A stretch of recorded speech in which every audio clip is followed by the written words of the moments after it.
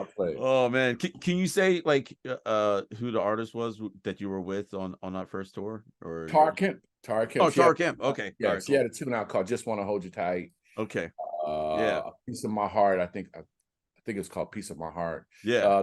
The first artist I ever played for was a girl named Tracy Spencer. Okay, yeah. So the thing is that, and I don't know how often you and I actually even talk about this, but like, my first instrument actually was keyboards. Right. Oh yeah, yeah. So I started with her. She had a tune out called "This House" and another ballad called "Tender Kisses," which did moderately fairly well for her. Yeah. We did, and I was telling some friends just literally just yesterday, because they were asking me like, did you do like the local band circuit and cover band stuff? And I did not actually. Okay. I went from playing at my mom's house to being on TV.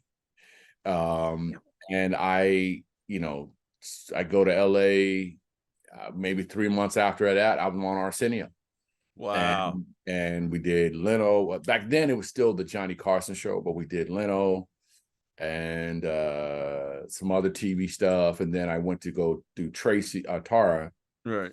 And then, so I've been on, a bunch of those shows and kind of all this stuff, man. But then Tara actually is where I switched to bass, but it was literally on accident. Oh. I'm not sure if you're familiar with a guy named Bruce Sterling, but Bruce Sterling was the guy who's launched. If you were playing on any gig or most gigs in the early mid-90s, actually all through the 90s, because I did Christina Aguilera in 99. Right. All through the 90s, dude, Bruce Sterling probably called you to put you on the gig. And so he called me and said, hey, bring your bass. I just want to show some versatility. Right. So I went in there thinking, I'll just go in there and have fun because I'm going to get the keyboard gig. Right. Dude, I go to the callback and I'm the only bass player at the callback. No joke. And I'm going, what does that mean? And so Tara and I are good friends now. And right. She says to me, she told me a little while ago, she says, I just couldn't stop looking at you because I was just having fun. Right, yeah. And her choreography was like, that guy. Right. So they had guys that were far better bass players than me. Robert Bacon, but Alex Al, like all these dudes who could smoke me on the bass. Right. But she kept going, okay, so can I see that drummer and this guitar player with Michael on the bass? And I'm going, yeah, but he's here, Right, yeah. And so, man. But you know what that taught me, man? You know what that taught me? Just go for it, man. Just go. You never know, and listen, now we want to talk about nightmares.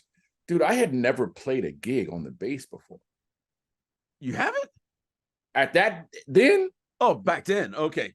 I was only playing to like write songs and just to have fun. I had never played a gig on the bass. Wow. My first gig was the Club MTV tour. Okay. And let me make it worse. Let me make it worse. Talk about nightmares. Okay, so I'm on tour with freaking Jubu. Right. Raphael Sadiq, Elijah Baker, all those dudes. And then and so I'm playing, man, and I look in the audience and I see Jubu standing there and I'm going, I'm blowing. So, but like all those guys are my guys, man. Yeah. So I'm not tripping now. But I know back then they were like, aren't you supposed to play keyboards? But over time, people call you for the thing that they see you doing. Right.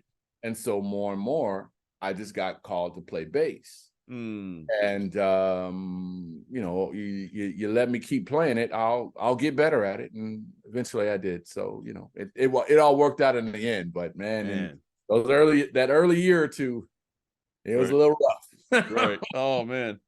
Visit us on www.talkmusicpodcast.com. Subscribe to our YouTube channel. Download our podcast on Apple, Google, Amazon, and Spotify.